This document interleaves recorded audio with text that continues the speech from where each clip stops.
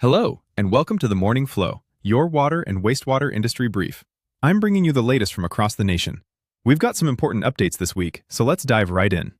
First up, a look at the massive infrastructure investments shaping our industry's future.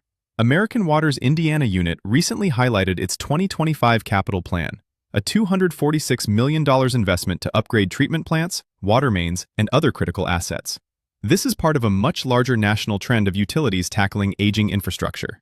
For context, American Water as a whole plans to invest somewhere between $19 and $20 billion between 2026 and 2030. And they aren't alone.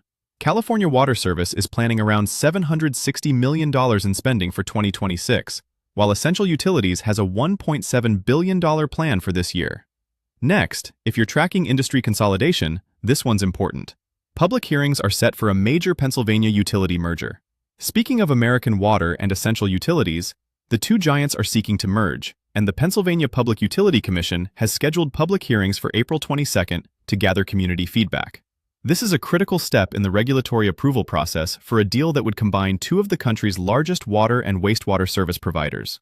For industry professionals, it's a key development to watch, as the outcome could have significant implications for service, rates, and the broader landscape of utility ownership in the region, and potentially set precedents for future consolidations. And rounding things out, let's put these investments in perspective. The EPA estimates that a staggering $1.25 trillion will be needed over the next 20 years just to maintain and expand our nation's water services.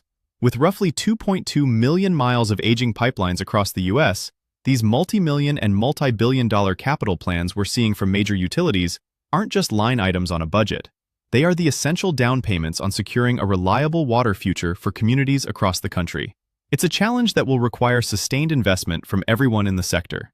That's the brief for this edition of the Morning Flow. You can find links and more details for everything we covered in our show notes at waterandwastewater.com. If you found this useful, share it with a colleague.